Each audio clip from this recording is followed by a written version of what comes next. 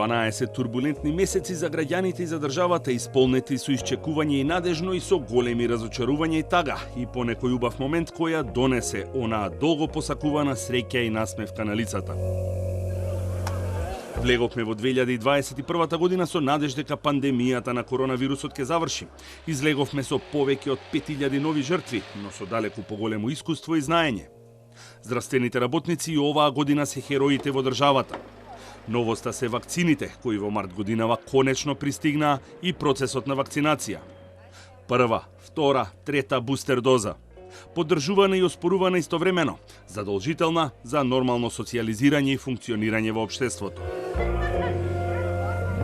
Европската Унија и оваа година остана само сон за македонските граѓани. Спорот со Бугарија ескалираше, ветото стана потврсто и се поусловено со барање од соседна Софија, кои е невозможно да се исполнат. Политичарите имаа надежи поддршка од повеќето членки, се обидуваат да избоксуваат поместување во односите, но ригидната позиција на Софија ги откажа на неодредено стартот на преговорите со Унијата. Есента се одржаа локалните избори, за некои очекуван резултат, за некои крајно разочарувачки. Владеачката СДСМ доживеа целосен пораз. Поднесувам оставка од премиер и од председател на Социјалдемократскиот сојуз на Македонија. Опозицијата експресно побара предвремени избори, а Заев го најави идниот председател на СДСМ и мандатар, Димитар Ковачевски. Очекувано, тој го доби и мандатот за составување на новата влада, во која по една година се враќа партијата Алтернатива. 2021 година ќе остане долго запаметена по две страшни трагедии. На 8 септември, денот кога требаше да се прослави независноста, државата се зави во црно. 14 луѓе загинаа во катастрофалниот пожар во кој за само неколку минути целосно изгоре модуларната болница во Тетово. Причина за пожарот – спој во продолжен кабел на кој бил приклучен дефибрилатор со кој спасувале живот на млада пациентка. Раководството на болницата, министерот Филипчи и заменикот Хасани понудија оставки кои не беа прифатени. На 23 ноември повторно шок и тага во Северна Македонија. 44 лица, меѓу нив и 15 на деца, изгореа во автобус кој се запали на автопат во Бугарија, во близина на Софија. Истрагата откри голем број на пропусти на надлежните органи кои требало да го контролираат работењето на агенцијата која го вршела превозот. Истрагата на бугарското обвинителство, вината за сообраќајната незгода ја лоцираше кај возачите.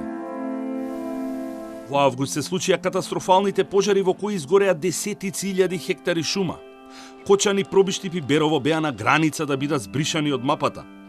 Само херојскиот напор на пожарникарите и населението, а потоа и на стотината пожарникари доброволци кои дојдоа на помош од повеќе држави од Европа и светот, спасија да се случи уште поголема катастрофа. Природата во источниот дел на државата повеќе никогаш нема да биде иста.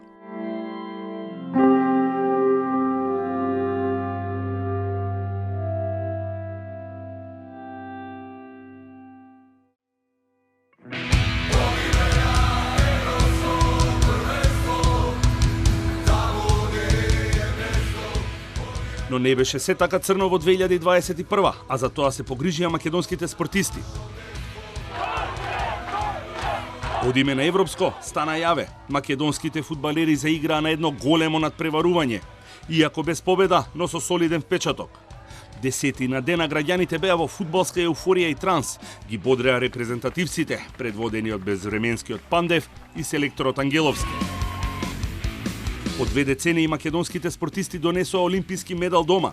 Среброто свет на наградите на македонскиот таеквондист Дејан Георгиевски во Токио. Во 2022 година граѓаните влегуваат со надеж дека на пандемијата конечно ќе биде ставен крај и животот ќе се врати барем во привидна нормала. Спорот со Бугарија ќе биде решен и ќе се отвори патот кон Европската Унија, а дома ќе се живее подобро и достоинствено, со повисок стандард и повисоки плати.